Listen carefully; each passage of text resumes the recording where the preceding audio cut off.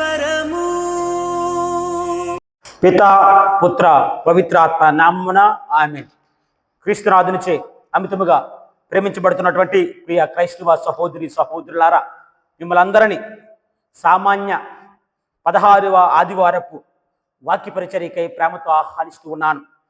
ఈనాటి గ్రంథ పఠనాలు దైవ సందర్శన, మానవ ఆతిథ్యం అనే అంశంపై కేంద్రీకృతమై ఉన్నాయి. ప్రియ క్రైస్తవ సహోదరి సహోదరులారా, మానవ మనుగడకు ఎన్నో అవసరమైనటువంటి వస్తువులు అవ్వచ్చు, లేదా కార్యాలు అవ్వచ్చు, అనేకమైనటువంటి అవసరం. మరి ఎన్ని ఉన్నప్పటికీ కూడా ఇలాంటి అవసరాల్లో కొన్ని ముఖ్యమైనవి మనకి అవసరం. మరి ఈ ముఖ్యమైనటువంటి వాటిలో మొట్టమొదటిది ఏంటంటే ఆతిథ్యం. మానవ జీవితంలో ఉన్నతమైనటువంటి అంశం ఏంటంటే ఆతిథ్యం. ఇది అందరికీ అవసరమే, కానీ కొంతమంది మాత్రమే దీనిని అనుసరిస్తారు. ప్రియతమ క్రైస్తవ సహోదరి సహోదరులారా, అన్ని దానాల్లో కంటే అన్నదానం గొప్పది అని పెద్దలు అంటుంటారు. మానవ జీవితం ఎంతటికంటే అంటే అన్నిటికంటే విలువైన జీవితం. కాబట్టి ఈ విలువైన జీవితం అనేది దేవుని నుండి మనకి లభించినది. దేవుడి నుండి మనము పొందినటువంటి జీవితము ద్వారా ఇతరులకు ఉపయోగపడే విధముగా మన జీవిత విధానాన్ని ముందుకు సాగించాలని ప్రభువు మనకి బోధిస్తున్నారు. ప్రియతమ క్రైస్తవ సహోదరి సహోదరులారా, ఈ ఆధునిక ప్రపంచంలో అనేక మంది పేరు ప్రత్యేకత, అదే విధముగా సిరి సంపదలు, డబ్బును సంపాదించుకోవడం మొదలుపెట్టి జీవితంలో అవసరమైనటువంటి మర్చిపోతున్నారు. వాటిలో ఈ ఆతిథ్యము కూడా. అవును ప్రియతమ క్రైస్తవ సహోదరి సహోదరులారా, ఈనాటి మొదటి పట్టణాన్ని మనం ఒక్కసారి గమనించినట్లయితే అబ్రహాము ఆతిథ్యాన్ని మనం చూస్తూ ఉన్నాం. అక్కడ అబ్రహాము మధ్యాహ్నం వేళ గుడారం వాకిట కూర్చున్నప్పుడు ఒక ముగ్గురు వ్యక్తులు వచ్చారు. వారు ఈయనకేమాత్రమో తెలియదు, ఎక్కడి నుంచి వచ్చారో తెలియదు. కానీ తెలియనప్పటికి కూడా వారికి ఆతిథ్యాన్ని ఇవ్వాలని తలంచాడు. అబ్రహాము తానే స్వచ్ఛందంగా వారికి ఆహారాన్ని పెట్టడానికి, ఆతిథ్యాన్ని ఇవ్వడానికి ముందుకు వచ్చాడు. అబ్రహాము ఆదికాండము 18వ అధ్యాయము మరి ముఖ్యంగా 3 నుంచి 5 వచనాలు ఈ విధంగా అంటున్నాడు. ఈ దాసుడు మీ కృపకు పాత్రుడై ఉన్నాడు. నా ఇంటిని మీరు సందర్శించండి, ఇతని సేవలను మీరు అంగీకరించండి. మీకు నీరు తెచ్చితను, కాలు కడుక్కోండి, చెట్టు కింద అలసట తీసుకోండి, మీకు ఆహారాన్ని తీసుకొస్తాను, ఇక తిని మీ ప్రాణమును కుదుర్చుకోండి, చివరికి మీరు ఇక్కడి నుంచి వెళ్ళండి అని అబ్రహాము వారికి చెప్పడం చూస్తున్నాం. అవును ప్రీతమ క్రైస్తవ సహోదరి సహోదరుల, ఇది ఒక నిస్వార్థమైనటువంటి ఆతిథ్యం మనం చెప్పొచ్చు. ఎటువంటి ఫలాన్ని ఆశించకుండా, వారెవరో తెలియనప్పటికి కూడా అబ్రహాం ముందుకు వచ్చి ఆతిథ్యాన్ని ఇచ్చాడు. మరి ఆతిథ్యానికి బదులుగా ఈ ముగ్గురు వ్యక్తులు, ఈ ముగ్గురు దేవదూతలు, దేవుని మనుష్యులు ఆయనను ఆశీర్వదించారు, సంతాన భాగ్యముతో ఆశీర్వదించారు. సారా అప్పటికే ముసలదైనప్పటికీ కూడా,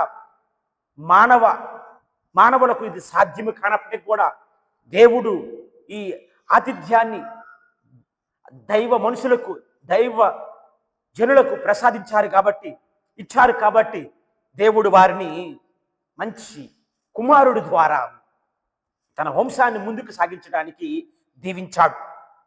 అదేవిధంగా ప్రీతమ క్రైస్తవ సహోదరి సహోదరులారా, లోతు జీవితాన్ని మనం ఒకసారి చూసినట్లయితే, సొదొము గొమొర్రా అక్కడికి వచ్చినటువంటి అగంతకులకు ఆతిథ్యాన్ని ఇచ్చినప్పుడు ఆ నగర పౌరులందరూ కూడా వారి ఇంటి మీద పడి నాశనం చేయడానికి వచ్చినప్పుడు లోతు తన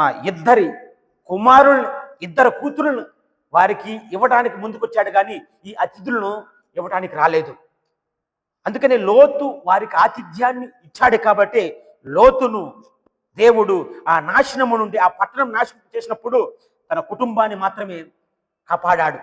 మరి నూతన నిబంధనలో చూసినట్లయితే ప్రీతమ క్రైస్తవ సహోదరి సహోదరులారా, క్రీస్తు ప్రభు ఉత్థానమైన తర్వాత ఎమ్మావు నగరానికి నడుస్తూ ఉండే ఇద్దరు శిష్యులు మార్గమధ్యముల వారు కనిపించి చివరికి వారిచ్చినటువంటి ఆతిథ్యాన్ని స్వీకరించినప్పుడు క్రీస్తు ప్రభు వారికి ప్రత్యక్షమయ్యారు, వారికి కనిపించారు.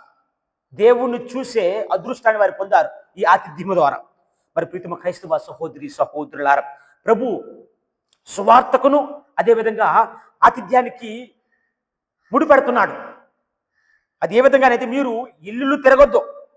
మీరు ఏ పట్టణములో ప్రవేశించినప్పుడు ప్రజలు మేము ఆహ్వానించి మీ ముందు పెట్టినదే మీరు భుజించండి, అచ్చట రోగులుంటే స్వస్థపరచండి, అదేవిధంగా దైవరాజ్యం సమీపించినదని ప్రకటించండి. ఒకవేళ వారు మిమ్ములు ఆ నగరమునకు, ఆ కుటుంబానికి, ఆ గ్రామమునకు మిమ్మల్ని ఆహ్వానించకపోతే మీ కాలి దుమ్మును వారికి వ్యతిరేకంగా దులుపు వేయండి అని లూకా సువార్త 10వ అధ్యాయంలో ప్రభు పలుకుచున్నారు.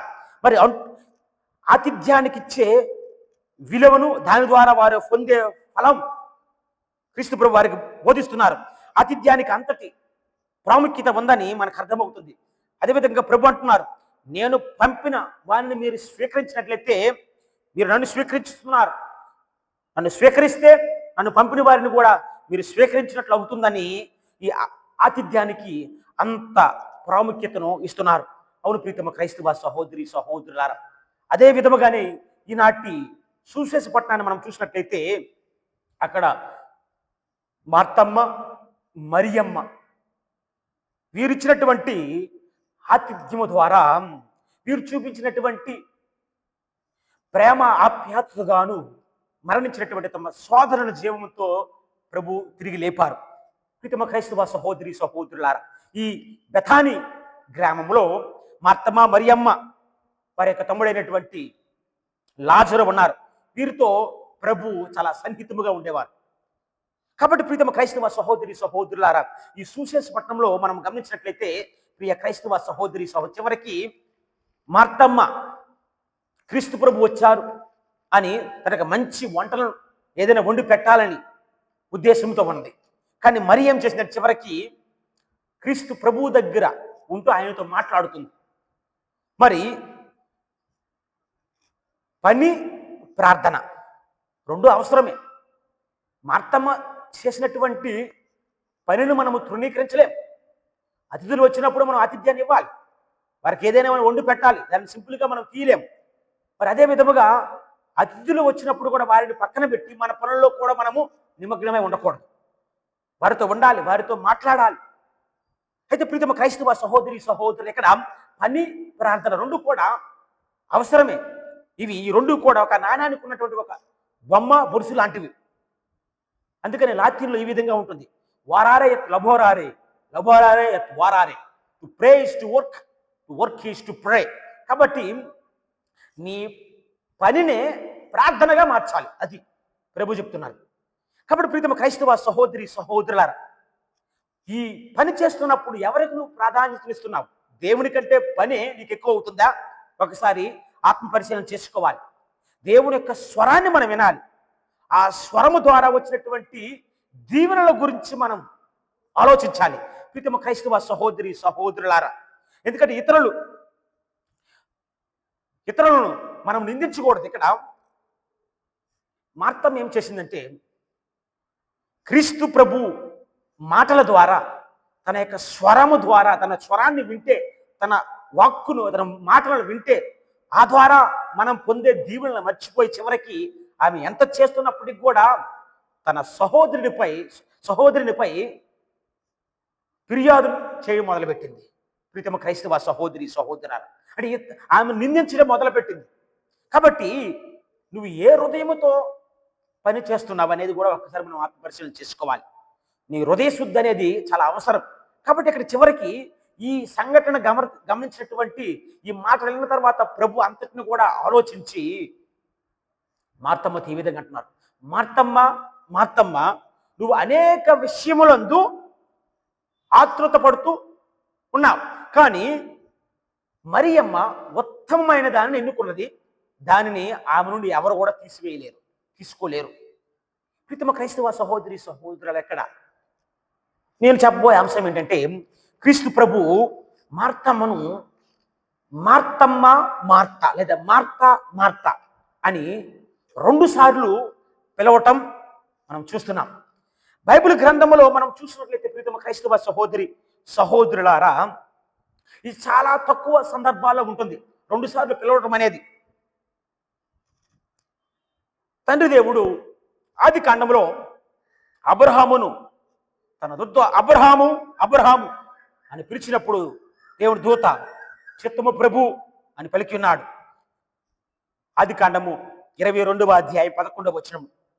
అదేవిధంగా ఆది కాండము 46వ వచనం 22వ వచనంలో అక్కడ కలలో రాత్రిపూట యాకోబు యాకోబు అని పిలిచినప్పుడు చిత్తము ప్రభు అని యాకోబు సమాధానం చెప్పారు.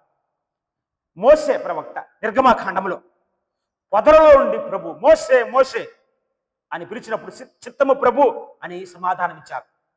ఇంకా సమూవేలు సమూవేలు సమూవేలు అని దేవుడు పిలిచినప్పుడు మాట్లాడు ప్రభు నీ దాసుడు సిద్ధముగా ఉన్నాడు ఆలకిస్తున్నాడు అని పలకడం మనం చూస్తూ ఉన్నాం. అదేవిధంగా పేతురును లూకా సువార్తలో చూస్తున్నాం. పేతురు పేతురు నీ విశ్వాసము దృఢపడటానికి బలపడటానికి నేను ప్రార్థన చేస్తున్నాను అని పలకడం మనం చూస్తున్నాం. అదే విధంగా అపోస్తుల కార్యంలో సౌలు సౌలా సౌలా నన్ను హేళ హింసిస్తున్నావు అని క్రీస్తు ప్రభు పలకడం చూస్తున్నాం. ఇలా చాలా ముఖ్యమైనటువంటి ఈ పిలుపు అన్నమాట.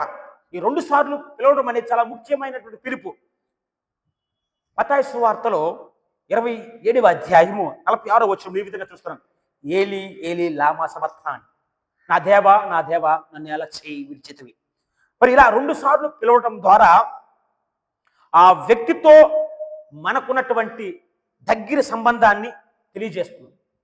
ఇలా 2 సార్లు పిలవటం ద్వారా ఆ వ్యక్తితో ఉన్నటువంటి సన్నిహిత సంబంధాన్ని, ఆ వ్యక్తి మీద ఉన్నటువంటి ప్రేమను, ఆప్యాయతను, అనురాగాన్ని చూపిస్తుంది. అవును ప్రీతమ క్రైస్తవ సహోదరి సహోదరులారా, ఇక్కడ మార్త పిలవడం ద్వారా మార్తమ్మతో క్రీస్తు ప్రభువునకు ఉన్నటువంటి సన్నిహిత సంబంధాన్ని, ఆ ఆప్యాయతను, అనురాగాన్ని మనకి క్రీస్తు ప్రభు వ్యక్తపరుస్తున్నారు. కాబట్టి ప్రీతమ క్రైస్తవ సహోదరి సహోదరులారా, ఆతిథ్యము ఏ విధముగా చేస్తున్నావు, మంచి మనసుతో చేస్తున్నావు అనేది ఒకసారి ఆత్మ పరిశీలన చేసుకోవాలి. మార్తమ్మ మరియమ్మ ఇరువురు చేసింది కూడా మంచిదే, కానీ ఆ రెండిటిలో ఉత్తమమైనది ఏంటి? దేవుని సన్నిధిలో ఉండటం, దేవుని యొక్క స్వరాన్ని ఆలకించడం అనేది ముఖ్యమని మనం భావించాలి.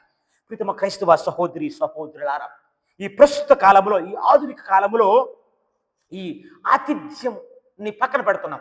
దానికి తక్కువ విలువను మనం ఇస్తున్నాం, మర్చిపోతున్నాం కాదు కొన్నిసార్లు. ఎందుకంటే చాలామంది మంచి డ్రెస్సులు వేసుకుంటూ మంచిగా బయటికి కనిపిస్తారు, కానీ వారు శుభ్రంగా ఉంటారు కానీ పరిశుభ్రంగా ఉండరు. అంటే పరిశుద్ధులుగా ఉండరు, శుభ్రంగా ఉంటారు. There is lot of difference between cleanliness and holiness. పరిశుద్ధతకు లేదా శుభ్రతకు పరిశుద్ధతకు చాలా వ్యత్యాసం ఉంది. ఇక రెండోది ఏంటి, చాలామంది నేను ఎన్ని సినిమాలు చూశాను, అదే విధముగా నేను ఎన్ని సీరియల్ చూశాను అనే అంశంపై మాట్లాడుతుంటారు, కానీ నేను ఎన్ని బైబుల్ వాక్యాలను నేర్చుకున్నాననే అంశంపై పక్కన పెడతారు, మర్చిపోతారు.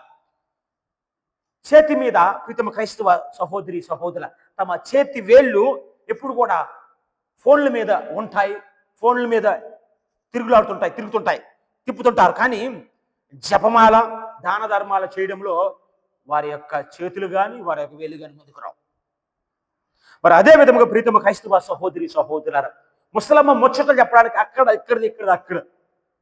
చెప్పడానికి ముందుకు వస్తాం, కానీ దేవుని సన్నిధిలో కొంతసేపు ఉండడానికి మనం ప్రయత్నించాలి. చివరిగా చాలామంది సన్నగా ఉండడానికి బాగానే డైట్లు చేస్తుంటారు, కానీ నీ ఆత్మ రక్షించుకోవడానికి నువ్వు ఉపవాసం ఉండడం మర్చిపోతున్నావు, దేవుని సన్నిధిలో ఉండటం మర్చిపోతున్నావు. కావున ప్రీతమ క్రైస్తవ సహోదరి సహోదరులారా, మన జీవిత వ్యవధిలో 10% దేవునికి ఇవ్వాలి. దేవునికి ఇవ్వాలి. దేవుని సన్నిధిలో ఉన్నప్పుడు, దేవునితో ఉన్నప్పుడు దేవుని యొక్క దీవెనలు అనేవి చాలా మెండుగా దండిగా ఉంటాయి. ఎందుకంటే నీ ఆధ్యాత్మిక జీవితము ద్వారా దేవునకు ఆతిథ్యాన్ని ఇవ్వండి. నీ ఆధ్యాత్మిక జీవితము ద్వారా దేవుని సన్నిధిలో ఉంటూ, దేవునితో మాట్లాడుతూ, దేవుని యొక్క స్వరాన్ని ఆలకిస్తూ మీరు దేవునికి ఆతిథ్యాన్ని ఇవ్వమంటున్నారు. ఇచ్చినట్లయితే అప్పుడు దేవుని యొక్క దీవెనలు నీపై దండిగా మెండిగా కుమ్మరించబడతాయి. కావున ప్రీతమ క్రైస్తవ సహోదరి సహోదరులారా, ఈ యొక్క అంశంపై మనం ధ్యానం చేస్తూ ఆ దేవాతి దేవుడు మన జీవితాలను, అదేవిధంగా మన కుటుంబాలను ఆశీర్వదించాలని ఈ దివ్య పూజా బలిలో ప్రార్థించుతాం.